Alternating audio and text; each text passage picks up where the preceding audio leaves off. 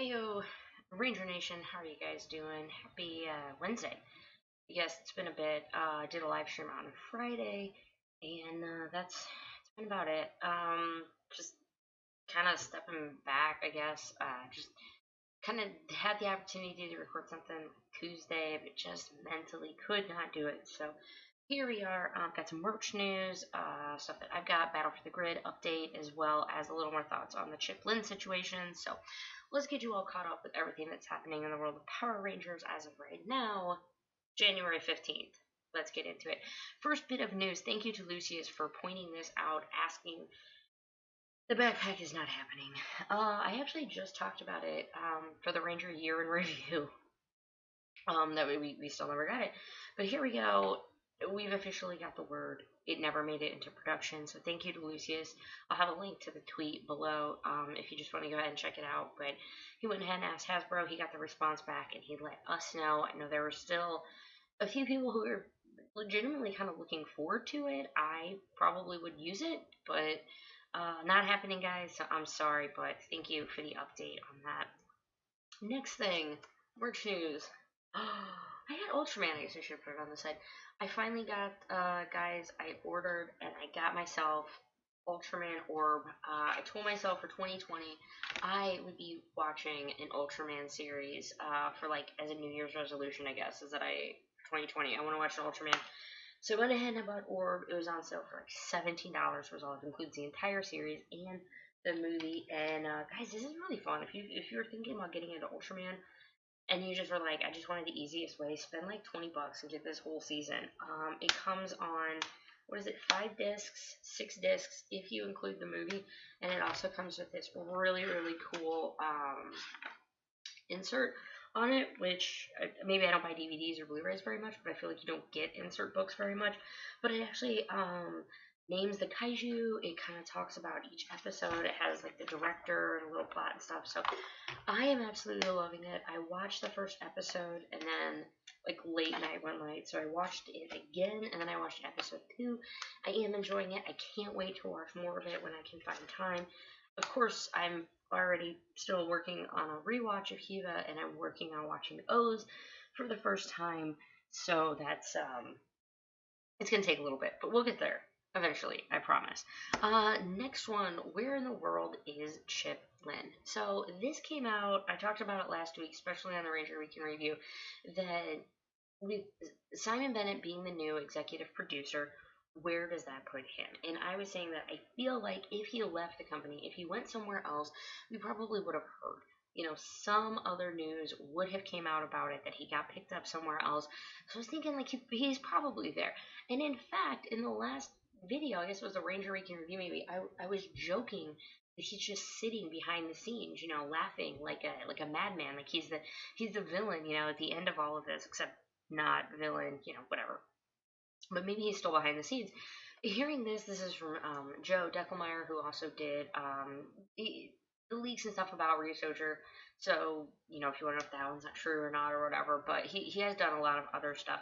This is just him saying, quote, from what I'm hearing, Chip Lynn will be an important part of the Power Rangers family and may help oversee the 2021 film along, not to mention the franchise as a whole. We're not sure what his title is yet, so I'm still digging to find that out. As soon as I know more, you will too, end quote. So thank you so much for that. And that kind of reaffirms, I guess, what my thought, my base feeling was. He's not gone.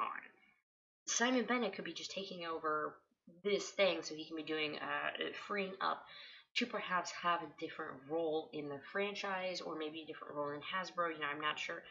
Joe's thinking it could still be in the Power Ranger family. And, right now we don't have a title. We don't know anything about where exactly he's landed in all of this. So it is just speculation, but I wanted to give you a little bit more insight about what others are thinking, who also kind of have their ear to things, who knows more about it than I do, is that he was also thinking that he's probably still there. He might actually be higher up now than before. So take that for what it is. This next one, this is fun, right? Evo. Have you heard of Evo? You probably have if you play video games or not. Massive video game fighting video games. This is the one where you have the Tekken tournaments and Street Fighter. Like, this is big. Battle for the Grid isn't on the main stage yet. However, with today, or the other day, they announced Battle for the Grid League. That is right, an actual league for Battle for the Grid, and the top 8 people get to duke it out at Evo this year. And I believe they said the prize was either a share of or top prize was $15,000. That is so much fun.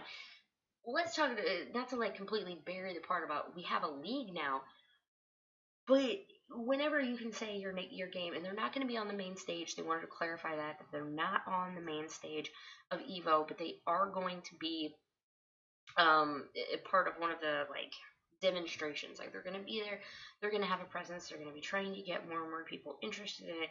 But yeah, as of right now, not on the main stage. But holy cow, guys, we have a league.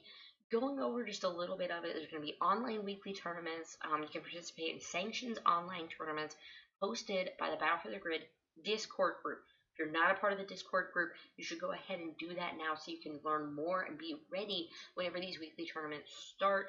There's going to be in-game episodes where players can earn grid points. Now, grid points is, I guess what your grid points is going to be like your level on here. The higher the leaderboard ranking, the more grid points accumulated. Episodes are reset every 4 weeks. And then there's going to be sanctioned offline local tournaments. Get on your local tournaments if you want to play it, or start following them on social media, and they're telling you where some of them are already. They already have a few places like NorCal Regionals in San Jose. It looks like Final Round 2020 is in Atlanta.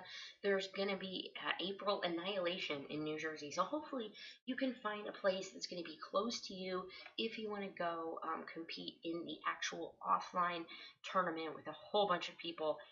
This just looks like so much fun. You're going to get your grid points, series of sanctioned events, offline events, episodes, leaderboard. There's going to be a lot of ways to get it.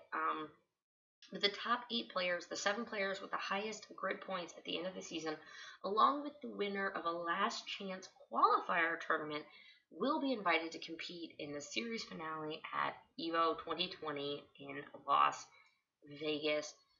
If you want to know more about the rules, of course, I'm going to have links. It's battleforthegrid.com/pages/league. They do have a really cool. It's not going to pop up just the logo because it's, of course, it's like translucent, but you can kind of get a feel for what the logo looks like. Battle for the Grid League. I'm excited about it. Just because anything you can do, even if I don't necessarily play the game or participate in any of the tournaments, it's always a great sign whenever we can have something in the Power Ranger world, something in the Power Ranger brand getting out to more eyes. The fact that this game was being hailed as one of the best fighting games of the year. Yeah, we need to get it out in front of more people, help make this bigger. The more people to play it, the bigger it's going to get. The more characters, the more money they can have to put into resources for it. It's going to be a lot of fun, and I hope this year just launches it to another level. Anything, guys, if you're still on the fence about it, I know as I say, I don't really play it, but if you have any interest in fighting games like that, you really owe it to yourself to give it a shot. It did have issues when it first launched, but guys, those issues are long gone. Please go give it a chance. They seem to be really working hard on it, and congratulations for getting at least even a demo space whenever in EVO. And let's see what the future lies in all of that. Yeah, so let me go ahead and take that off real quick and just chat real quick. I understand some of you guys were like, I'm outie, that was the news. Right now, news is going okay, but, not reviewing the show right now. And I'll be honest with you guys, I'm not sure when I'm going to pick up reviewing the last bit of Beast Morphers. I feel like I'd be more apt to review the episodes when Beast Morpher Season 2 comes out. It's just that the whole everybody spoiled it on it already, and me doing reviews on it, like, one, the reviews are just kind of hard sometimes for me to make, just in general, that style of video. And reviews and whatnot just, they weren't really good on it. It wasn't something that, the amount of work that I was putting into it, I was like, so I kind of hit, the back burner on that. And then once you get 3 or 4 episodes behind, it's really hard to pick back up. And I was trying to do some episode reviews live and stuff, and it just wasn't good. I was trying to mix it up, and maybe I'll get caught back up on those. I'm not sure, but once we hit the episodes where everybody had already seen it, putting out a review is kind of dumb because most of the people who would be seeing my reviews have already watched it months ago. Maybe once the episodes are newer again, I'd like to be able to do it because I like to have a discussion with people. I like to be able to get people's inputs and thoughts, and when things like that don't happen, to me, I'm like, eh, you know? As far as comics go, there's just way too many comics. Comic reviews, too. When the reviews just aren't my thing. Like, I love news style videos. I love breaking news. I love things like that. You guys can probably tell reviews sometimes just aren't always like my best videos, but I enjoy doing them. But again, with comics, I got so far behind that at this point right now, I don't know where I would start. Just the latest issue, do 2 or 3 until I get caught up. I don't know. And again, with Coppa stuff, if they flag it, then it doesn't matter if I make it because nobody sees it, and it won't get out there. And the Coppa stuff is big. It's the reason why I won't be doing any more toy reviews or anything, because I only have. I mean, maybe this sounds really greedy, but I only have a finite amount of time to make videos. And I like to have discussions on videos. I like to post news. I like to give people new ideas. I like to tell them things they don't know, hear their feedback. And I just don't get that as much, with toy reviews or whatever. And it just kind of made it easy for me to go, look, I obviously wasn't making enough money on toy reviews at all to even offset any of them. So it's not like it was a hard decision for me to make to say, no, I'm probably not going to be doing any more toy reviews. So far, so good on Coppa, I guess. Nothing has been like flagged. Nothing's been really crazy. So I don't think anything will really have to change from this point going forward. Luckily, nothing's been like, hey, your channel obviously is for kids. I've already seen the loss of the show that my daughter really likes. It's called Katie's Classroom. And it was an interactive show every Tuesday morning, and it was this, there was a crew, but it was a probably 26-year-old kindergarten teacher girl with a guitar. And it was literally like a kindergarten classroom where they learn and they would do crafts, and it was really interactive, and she really liked it. And it was one of those great shows where I'm like, hey, this is something I can put it on. I don't mind it. She loves watching it. She's up dancing, counting, doing numbers. Great, and it's gone. The show's gone now because of Coppa. Because it was also based on people being able to talk to each other.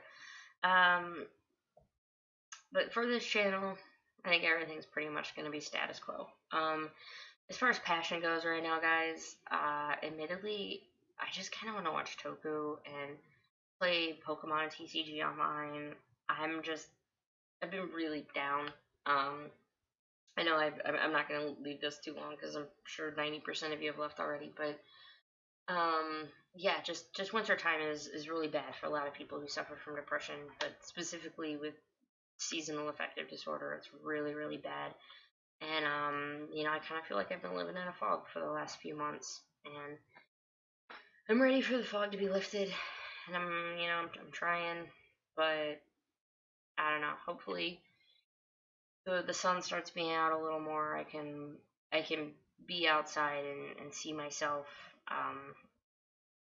It's not a big secret. I've put on weight. I've been depressed. I've been just out of it. But I'm gonna push through. I always do. Always will. I'm not gonna let it win. But sometimes the battle takes you back a little bit. So that's kind of where I am right now. But tomorrow's a new day. Tomorrow, the plan is record Ranger Week in Review. Get at it that night. Friday, gonna have some fun. Friends coming over Saturday. Seeing family Friday. I have a wedding shower to go to. I'm leaving that in. That's fine. I forgot about that for a minute. I see a lot of family this weekend. So, alright guys, thanks for listening to the end of this ramble and this uncut kind of episode. This was mentally the best I could do today. So, I hope it was alright. Thank you guys so much for staying till the end of the video. I love you all. Mwah. Be safe, be well, and your favorite content creator got hit with Coppa, just tell them you're sorry, man. I don't know.